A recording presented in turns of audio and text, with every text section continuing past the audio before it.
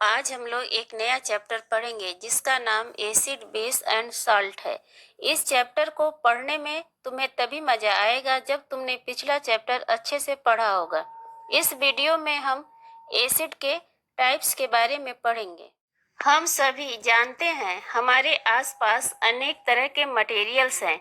वे एक दूसरे से colour, order, taste, physical state और प्रॉपर्टीज में अलग अलग होते हैं। हम उनके प्रॉपर्टीज के अनुसार अलग अलग कैटेगरीज में उन्हें क्लासिफाई करते हैं। कुछ मटेरियल जैसे नींबू, विनेगर, इमली स्वाद में खट्टे होते हैं। ये मटेरियल स्वाद में इसलिए खट्टे होते हैं क्योंकि इसमें एक केमिकल प्रेजेंट होता है जिसे एसिड कहते हैं। नहाते समय कभी न कभी आपके मुंह में साबुन जरूर गया होगा और अगर नहीं गया होगा तो आप उसे टेस्ट कीजिएगा। आपको साबुन का टेस्ट कड़वा लगेगा। कुछ और मटेरियल जैसे बेकिंग सोडा का भी टेस्ट कड़वा होता है। इन मटेरियल का टेस्ट कड़वा इसलिए होता है क्योंकि इसमें एक केमिकल प्रेजेंट होता है जिसे हम बेस कहते हैं। इस चैप्टर में हमें इन्हें खट्टे और कड़वे चीजों के बारे में पढ़ना है जिसे हम एसिड और बेस बोलते हैं। और अगर आपने पिछले चैप्टर को अच्छे से पढ़ा होगा तो आपको मालूम होगा कि जब एसिड और बेस को मिलाते हैं तो क्या बनता है। और जिन्होंने नहीं पढ़ा है उनकी संतुष्टि के लिए बता दूं, एसिड और बेस मिलकर सॉल्ट एंड वाटर बनाते हैं जिसे न्यूट्रलाइजेशन रिएक्शन कहते हैं। ऑर्गेनिक एसिड्स, ऑर्गेनिक मीन्स जैविक। जो एसिड डिफरेंट प्लांट्स और एनिमल्स में पाए जाते हैं उन्हें ऑर्गेनिक एसिड कहते हैं।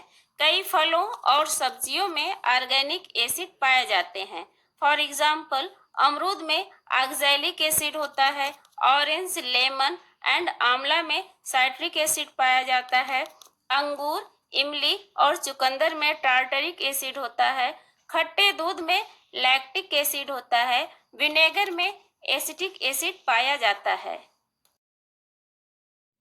मधुमक्खियों के डंक, लाल चींटियों, वास्प और डंक मारने वाले बिच्छुओं में फार्मिक एसिड पाया जाता है जिसके कारण असहनीय दर्द होता है।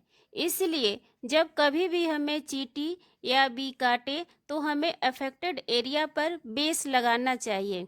अभी अभी हमने पढ़ा था कि बेकिंग सोडा एक बेस है। इसका यूज़ भी हम अफेक्टेड एरिया पर कर सकते हैं।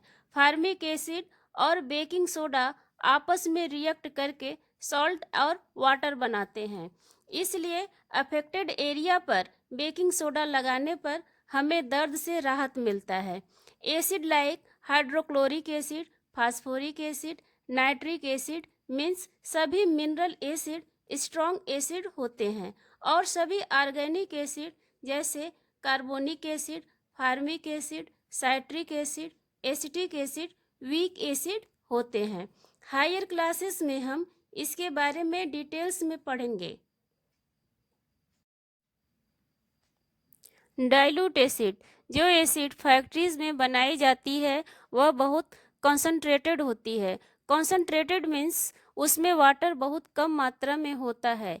एसिड के कॉन्सेंट्रेशन को पानी मिला के कम किया जा सकता है और जिन एसिड का कॉन्सेंट्रेशन बहुत ही कम होता है उसे डाइल्यूट एसिड कहते हैं। आसान भाषा में जब हम अधिक वाटर में थोड़ा सा एसिड मिला देते हैं तो वह एसिड डाइल्यूट बन जाता है।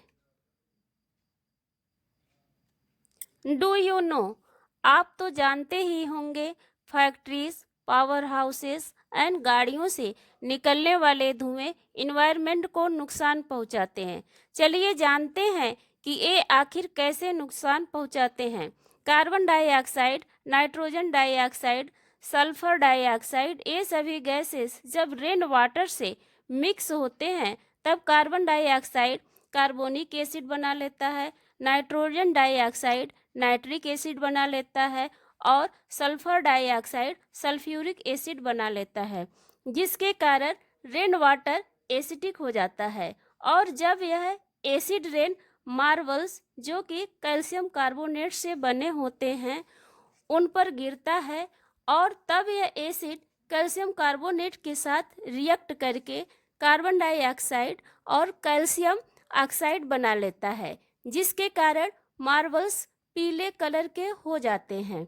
एसिड रेन ही ताजमहल के पीला पड़ने का मुख्य कारण है, और जब यह एसिड रेन सॉइल पर पड़ता है तब यह सॉइल की फर्टिलिटी को भी कम कर देता है, जिसके कारण सीड सॉइल में अच्छे से जर्मिनेट एंड ग्रो नहीं कर पाते हैं।